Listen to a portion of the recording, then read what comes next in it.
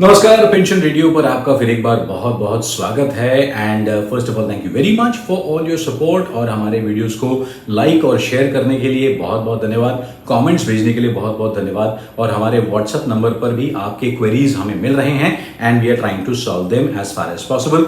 Yes, please do subscribe to the channel ताकि और भी पेंशनर्स तक ये बात जो है, ये चैनल जो है, हमारी बातचीत हम पहुंचा सके। Today we are going to get you some questions that we have received on our WhatsApp number and we have tried to solve them. उम्मीद करेंगे you may also have certain similar issues and we can solve it. तो सबसे पहला सवाल जो है it is regarding the उम्मीद card and reimbursement of hospitalization. पहला सवाल जो है ये मिस्टर आशीष की तरफ से आया है and let's see what was the query that we received.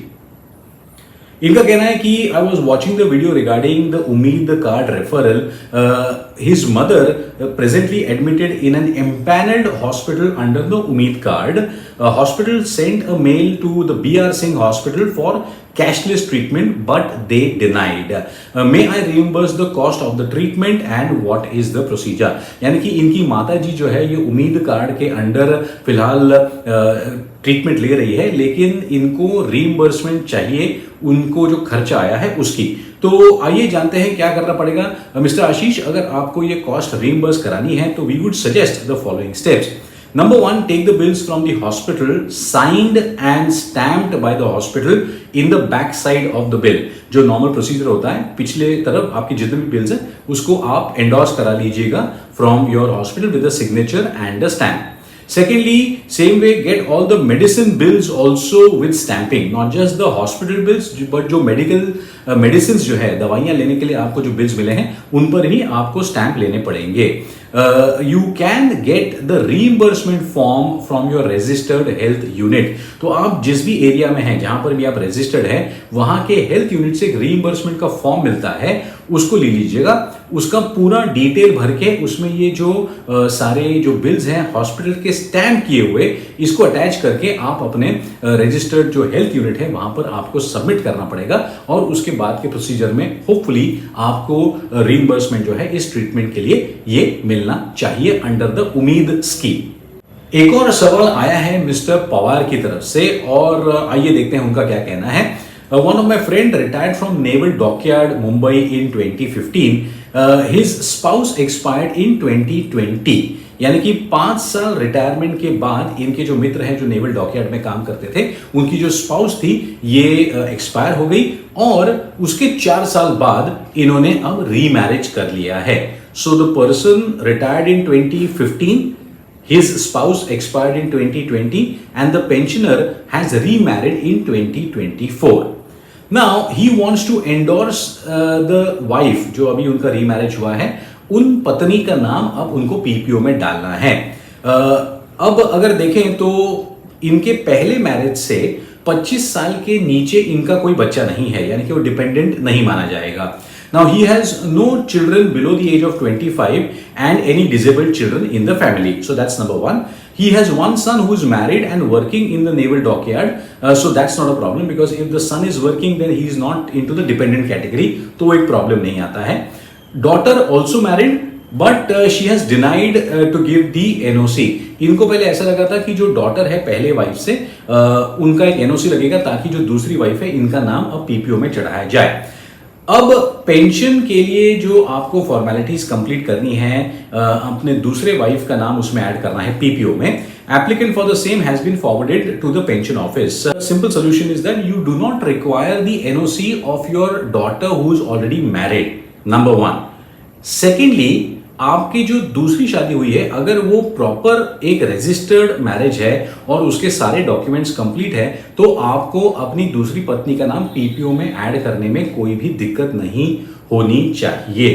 And this is a very important message for all our pensioners because many a times what happens in such cases and it happens आप proper documentation maintain नहीं करते और फिर आगे जाके जो family pension में additional नाम डलवाना है उसमें प्रॉब्लम होता है.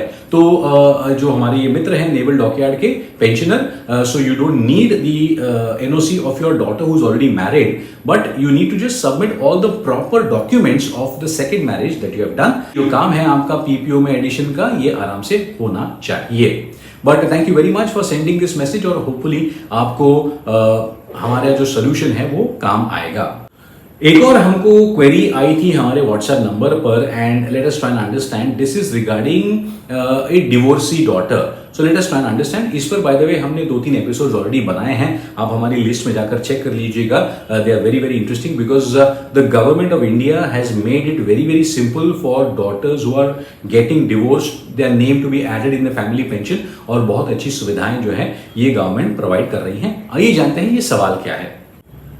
हमको YouTube से जो वीडियो देखकर हमें ये मैसेज आया है, इसमें जो लेडी है, लेडी का कहना है कि इनकी मदर जो है ये फैमिली पेंशनर थी, and couple of months back she has expired. Now the lady who has kind of messaged us is a lady who is separated from her husband over 10 years, ठीक है, and now she wants to apply for the family pension because now her mother who was a family pensioner has expired, and because she being a separated daughter wants to add her name in the family pension list.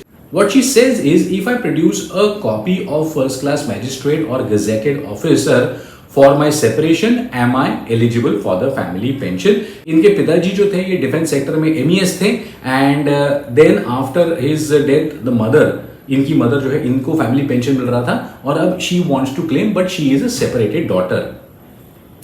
So what we would like to inform you ma'am, the most important point is magistrate से या फिर gazetted officer से letter इसका काम नहीं बनेगा। Even if you get that letter, it will not work. You will be required to produce the following documents to your defense personnel department. First of all, आपको जो 7th पे commission का PPO है, इसको आपको सबसे पहले लाना पड़ेगा। Then you have to also get a decree of your divorce from the appropriate court. You may have kind of separated 10 years back, which is fine, but उसके कोर्ट से आपको डिवोर्स की डिग्री लगेगी जो आपको अटैच करनी पड़ेगी। Thirdly, you will have to attach your birth certificate or a living certificate of your school, your PAN card, your Aadhaar card, death certificate of your father, of your mother, and if you had any siblings and if they are no more, उनका भी आपको death certificate उसमें add करना पड़ेगा। If you have siblings and if they are married, then you need to get an affidavit from them saying that you are the sister, you are the real sister, and that affidavit will help you complete that family tree. And because your siblings, if they are there and they are married, then they do not qualify for the family pension because they are not dependent. But ये भी आपको जानकारी देनी पड़ेगी आपके application के साथ। End of course जो मेडिकल कार्ड है आपके पिताजी का, आपकी मम्मी का, वो भी आपको अटैच करना पड़ेगा। ये सारे डॉक्यूमेंट्स अटैच करके आपको आपके डिपार्टमेंट में, आपके पिताजी के डिपार्टमेंट में सबमिट करने पड़ेंगे for addition of your name in the family pension list. अब इसके ये जो हमने जवाब दिया था व्हाट्सएप के द्वारा, इसमें एक और क्वेरी आई थी। उन्होंने पूछा है, the lady who is connected with us, she has asked कि will a divorce decree of the current date be valid, and she has also mentioned that she is not taking any alimony from the ex-husband.